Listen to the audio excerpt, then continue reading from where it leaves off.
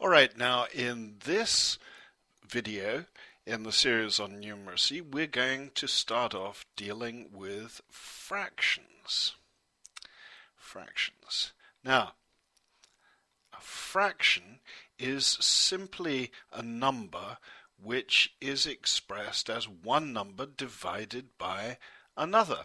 So, for example, let's say 1 divided by 2. That is a fraction. It's one number divided by 2. This is also a fraction because remember we have two ways of writing divide. This symbol or using a line with one number over it and one number below it. So that's a fraction too. But normally we write them in this overhead sort of way. One number, then a line, and underneath that line another number, and those are fractions. Now what is a half? Well, it's 1 divided by 2. So a half a pie, for example, let me just draw a pie over here.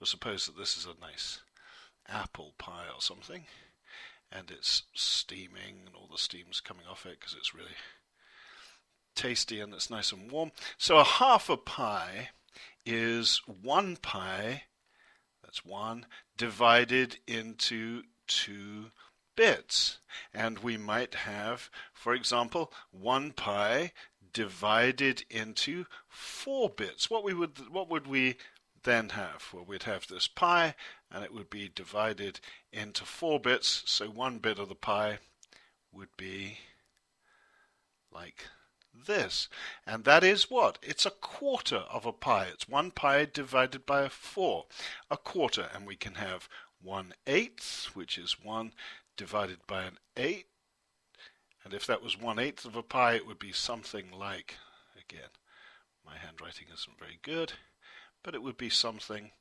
like that. It's less than 1 pie.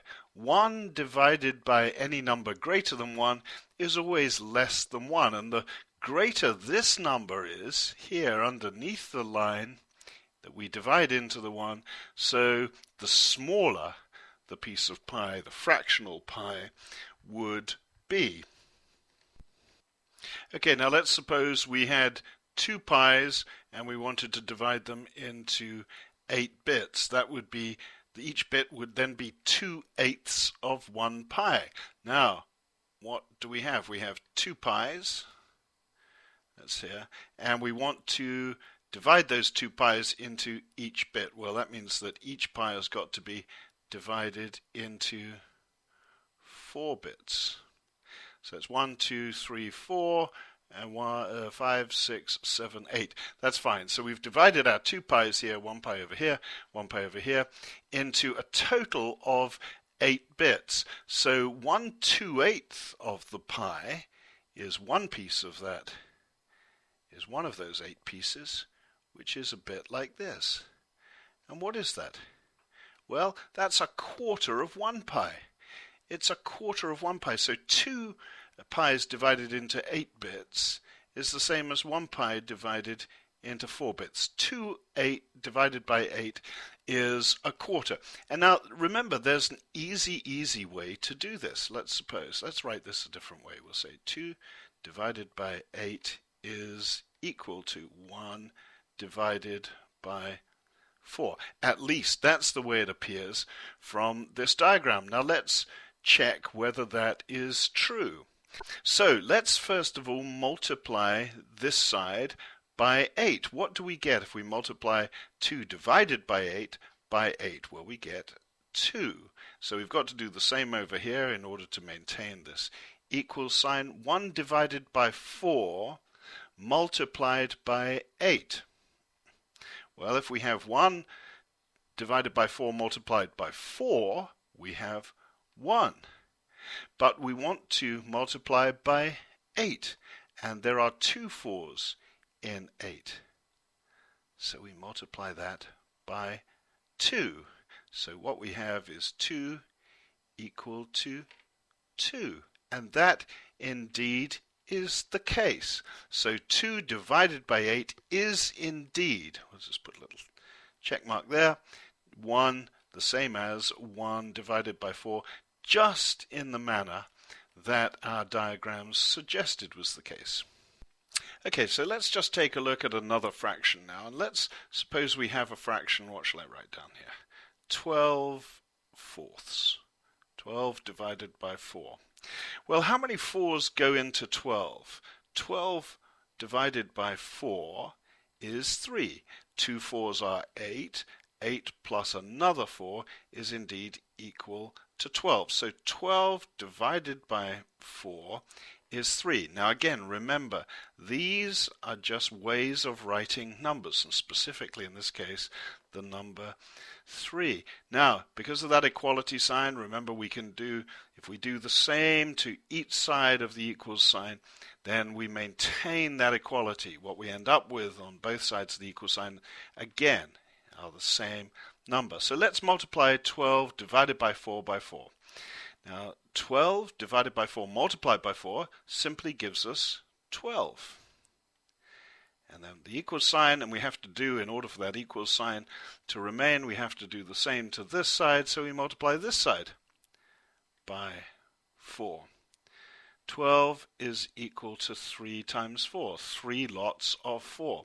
Now, let's take a look at this. We have a number here, 12, and then we have two other numbers here which multiplied together equal that number.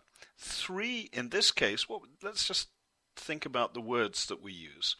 In this case, 3 and 4 are said to be factors of 12. Let's just write this down. 3 and, I'll just write that and sign, and 4 are, again, I keep saying this, my writing is just awful, so please bear with me. Factors, F-A-C-T-O-R-S, of 12. Now what does that mean? It simply means that these two numbers multiplied together equal 12. The product, this is another way of saying it, the product of 3 and 4, the product of 3 and 4 is 12. And that's just another way of saying that 3 times 4 is equal to 12. Now let me just start on a new sheet of paper. Now let's take a look at our natural numbers again. Remember, these are the counting numbers. We start with 0 and then we add 1 to give us 1, and then to that we add 1 to give us 2, and to that we add 1 to give us 3, and so on and so on and so on, and we can go on doing that without limit. And those give us all of those numbers that we've just written out like that are the natural numbers. Now, any natural number, pick any one of them, is going to be the product of two other numbers. Well, 1 times 1 is equal to 1. Are there any other are there any other numbers which multiplied together give us 1? No, there aren't. 0 multiplied by anything is equal to 0, so 0 can't be one of what we call the factors of 1. 2 multiplied by 0 is 0. 2 multiplied by 1 is 2. And so only 1 times 1 is equal to 1. There are no other factors, as we say, of the number 1. What about the number 2? Well, 2 times 1 is equal to 2, and 1 times 2, which is just another way of writing 2 times 1, is equal to 2. Anything else? No. Only the numbers 1 and 2 are factors of 2. What about 3? Well, 1 times 3 is equal to 3, and of course 3 lots of 1 are equal to 3. 2 lots of any natural numbers equal to 3? No. Again, those are the only ones. What about 4? Well, 1 times 4 is equal to 4. And I'm not going to bother writing in here 4 times 1 because it doesn't matter really which way we put them around, which order we put them in. We're just looking for the factors themselves, not the order in which they appear. What else? Multiplied together, 0. Multiplied by anything is 0, so that won't work. 1, well, we've already got that down here. 1 multiplied by 4 is equal to 4. What about 2? Yes, 2 lots of 2 are 4. 2 times 2 is equal to 4. So we have 2 lots of factors for 4. We have 4 and 1. Let's just put those in parentheses like this. And we have 2 and 2. Here we only have, for 3, we only have one of them. We have 1 and 3. For 2, we only have one of them. We have 1 and 2. And for 1, we only have one of them. We have 1 and 1. Let's take another number. Let's take the number, what shall we take? Well, we worked with 12 a little earlier. Let's look at what makes 12. What multiplied? Well, we have 1 multiplied by 12 is equal to 12. Do we have 2 multiplied by anything equal to 12? Yes, 2 multiplied by 6 is equal to 12. Do we have anything else, any other numbers which multiplied together make 12? Any other factors of 12? Yes, we have 3, because 3 lots of 4 equal 12. Do any lots of 5 make 12? No, 2 lots of 5 are 10, 3 lots of 5 are 15. So no lots of 5, 6, well, we've already got it up here, 6 times 2. So for the number 12, we have 3 sets of factors. We have 1 and 12. Let's just put those in parentheses again. We have 2 and 6. And what else do we have? We have 3 and 4.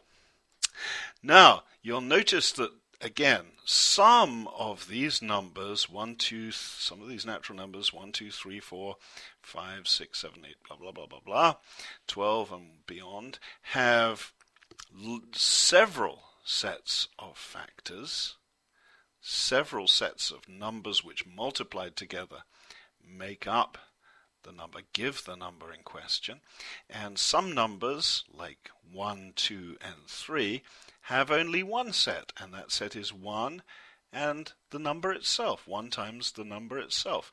Now these numbers, which only have one set of factors, have an interesting name. They're quite special for a whole variety of reasons, and they are called prime numbers. Prime numbers. Now, as I say, prime numbers are jolly interesting, and they're interesting for a whole variety of reasons. But one of those reasons is that you really can't tell where prime numbers are going to appear in this list of natural numbers. It's no good saying, oh goodness, every 4th number in this list is a prime number. No, it's not the case that every 4th number in the list is.